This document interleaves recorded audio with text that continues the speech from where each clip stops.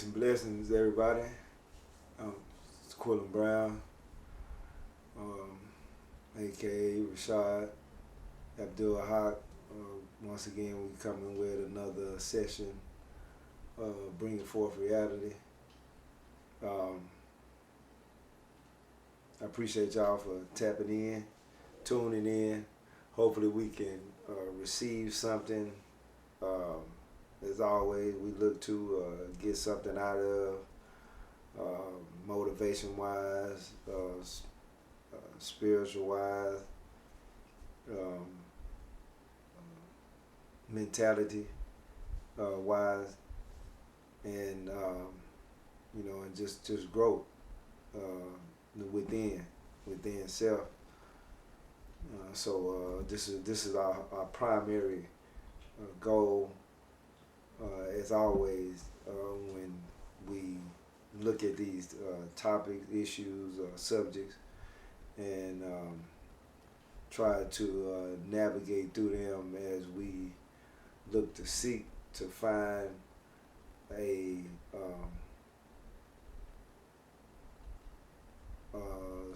serenity within ourselves, the peace within.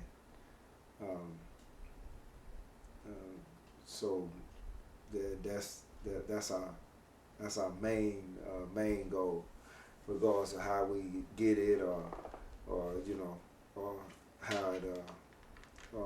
how it comes to us through these messages and discussions that we have. So on the last session we spoke about this spiritual warfare. I just wanted to kind of touch bases with that.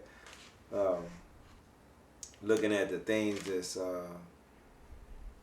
going on, a couple of incidents, and also also our own lives, and everyone that's tuning in, because we have our own individual spiritual war, or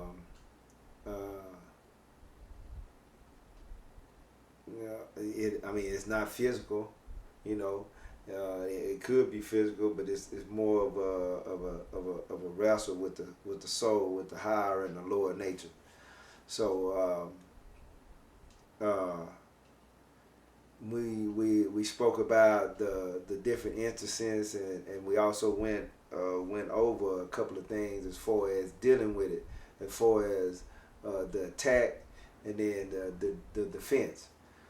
So to reiterate it, like one of the examples that I remember that we spoke about was, I think if I can remember, was on a job. So dealing with the individual, dealing with the supervisor, or the one that's that's at the head of the project or whatever it might be, and an individual, whether it be, we put ourselves in that position as just a worker, and having to deal with the backlash from the work environment. So in other words, maybe an order was given, or maybe the performance that the individual performed, that's the laborer, was not correct, or not perfect, or it might have been a miscommunication, and then you have the superior, which is supposed to be the one that has they're supposed to think everything out, or he's supposed to be a more rational individual to think things out before he reacts, or before he carries on, or before he or she carries on in a certain manner to make the situation uncomfortable for the subordinate. So we looked at that, and then I think we used the analogy of it was a task that was pointed out to the subordinate, and the subordinate didn't perform the task, or either not in the liking of the supervisor, and so the supervisor went off on him, or took a a standpoint that was disrespectful. So that's a and that was a example. That was one of the examples we gave with a form of a spiritual warfare, because now we go to the uh, the part of that it comes to it weighs on the subordinate, because now it's all kind of things is flashing before him or before her. The job, if you get another write up, or you might get something that where you have to get some kind of demotion, and then the pay is involved. Then you're thinking about your family, and you're thinking about, see, all these things are coming into play, and at that instance. So these are the things that when we put ourselves on both sides have to think about in reacting and interacting, and when we dishing out or receiving. So you don't want to be the individual that, like if you the supervisor, the one that's harsh, or that comes down hard on the subordinate when it's pressure there, and then you haven't did nothing but increase the pressure. So now a lot of things arise behind that. So we look at instances where people come back and then they shoot the whole job up. These things we just have to we have to weigh these things out and think them ahead of time, like using cognitive skills. It's basically almost the same trail that we're going down when we in the book. Dealing with the mindset. It's all dealing with the psychological mindset, because you have to think this stuff out before you even do it. Nothing happened on with our limbs and our ligaments on some spontaneous where it didn't come from here, because the signal has to come from here, go down to wherever it is, whether it be whatever it is. I don't care if it's anything on the face, anything with your arms, your hands, your feet, your legs. It has to come from the top. So by looking at that, we know that everything comes from right here. So we want to be easy. We don't want to cause more damage mentally on an individual, and then it could be, the reaction could be detrimental, right? We don't this so we try to think far beyond how our normal thinking is, and then especially when we're in a controlled environment. See, because the environment we're in is controlled. We most of the time we don't think on our own. We're not taught to think on our own. We taught to give instructions, take the instructions, go do this, kind of like a robot, right? But we human beings, and we living in a robotic society. So if we don't look at these things and the perspective of bringing forth the situation and the issue, and having to and trying to rectify it with the resolution that will come from us, looking ahead of time, looking at the outcome, looking at what could happen, what could possibly happen, what has happened, also that we have witnessed in the past. So this is what we try to work on, to make ourselves better individuals, better servants, better socialists, and better people, better individuals, even in the household, whether it be the husband, the wife, better even with the child, with better children, better having a better attitude, respecting the mother and father, and then of course on the other side, the mother and father respecting the child, because it goes both ways. Even though the parents, we know they have a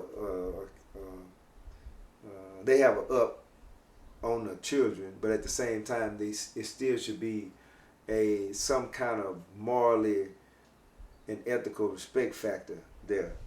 Um, so as far as with the spiritual warfare, it's deeper than what we can look at just here in the short. The things that we talk about, the little examples we can give, several different examples, and also with every issue in here, pretty much dealing with the spiritual warfare. Even we want to look at it like that, because it's dealing with the psychological mindset. We dealing with something that we can actually rectify everything here before we even physically even do it, before we even make the move. We can rectify the situation. We can make the situation better. We can improve the outcome. So that's a real, that's a heavy subject. I was glad that that my curator that he brought that up, because that spiritual warfare, it's like I say, it's pretty much, it is the meat of this. So yeah, I just wanted to hit back on that, and then and to touch a couple of things that's going on. So we look at some situations. We look at it's a situation here that we just had, a couple of situations that we just had, we're dealing with the youth, and dealing with my ethnic group, of course. So one of them is with it's a little kid that this guy shot coming out the grocery store, and he was leaving and with no weapon and no nothing. So that's a spiritual warfare, because he toyed with it. Who that individual toyed with the Asian guy? Well, I can't remember now. I think his name was Chow, whatever. He toyed with that situation, because he didn't just go and then just do that. It came from here, and whether it being a perception or and we know it's dealing with perception too. We already know that. We understand. We talk about that, and the discrimination, the racism, and it ain't nothing. Ain't nothing. No, there's no cover up in here for sure. So we talking about that in here in almost probably about 3 or 4, a lot of these issues. But one of the chapters, one of the issues is discrimination is racism isn't dead and discrimination is still thriving. So with the issue with these two things that the one that I brought up, like I said, about the young kid that the man shot in the back, no reason. It ain't no reason for if somebody leaving, why? That's arrogancy first. Racism, we know that's involved. It's just that's blatant, straight out. And it probably wouldn't have happened if it was another race or ethnic group. And I'm just saying, that's just what it is. It probably wouldn't have happened if it wasn't another one. We know. And he stereotyped them. They stereotyped him from the jump. This is what happened. This is what goes on. So that's a spiritual warfare within itself right there. And it's some more things that can branch off from that. First of all, we really need to just go ahead and make a movement and even stop even spending money and even doing business with these people. And sometimes people might look at that like, well, man, now you being discriminative or whatever. Well, it needs to be like that. That's exactly how it needs to be, because we don't have no win. There's no win in this with this system. So, and that's another thing. We talk about that often here too, but that's a little on the political side. But it's true and it's relevant and it stands out. And we already know this system is not for the individual with the melanin in their skin, and that's just all it is to it. It ain't you can't even put nothing up to show.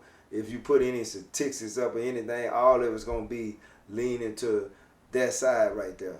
So we get the bad end of the stick, every time. Then you got this other issue with the young kid that just that killed the white guy, the white dude, the little white kid, and what a big white kid, and right there in Frisco, and that, you know, regardless of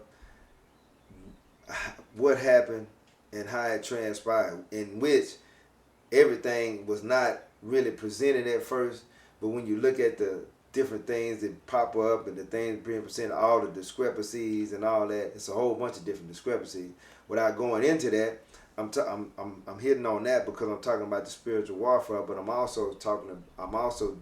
also dealing with individuals that made a decision, right? And everything has to come from, remember, here, because this is what we're talking about and this is what we're working with. The battle started there, right? Even with the guy, with the little young white kid, when he charged the young brother up or threatened him or however he done it, that all started from here. He didn't have to do that, right? Now maybe you say, well, he didn't have to kill him, but what would have made? How we know what the outcome would have been? He could have killed him. You know, which one? You know, how you can look at it any way you want to, you know, but the outcome. So now how we got in it, everything that happened and what transpired is it happened. He killed him. Okay, now you go to the trial. You go, and then no justice again for us. We don't have a win because they never laid all the evidence out. It's some things that went up in there that was corroborated, and there was a little, you know, some things that wasn't revealed, and it's always something. So all of that is a spiritual warfare. Even with the people that's involved in the justice system, they dealing with a spiritual warfare, because even for them to either they can be right or they can just say, man, well, you know, I'm not gonna be to. I'm gonna go off of my feeling, or I'm gonna go off of my emotion. I'm not gonna go off of what's right and what's righteous.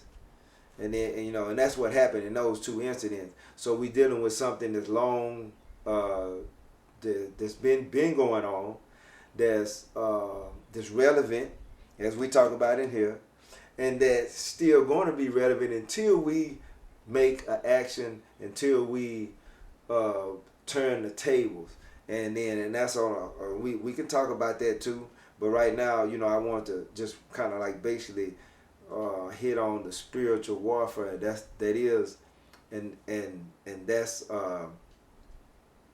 and that's dealing with the spiritual warfare. So.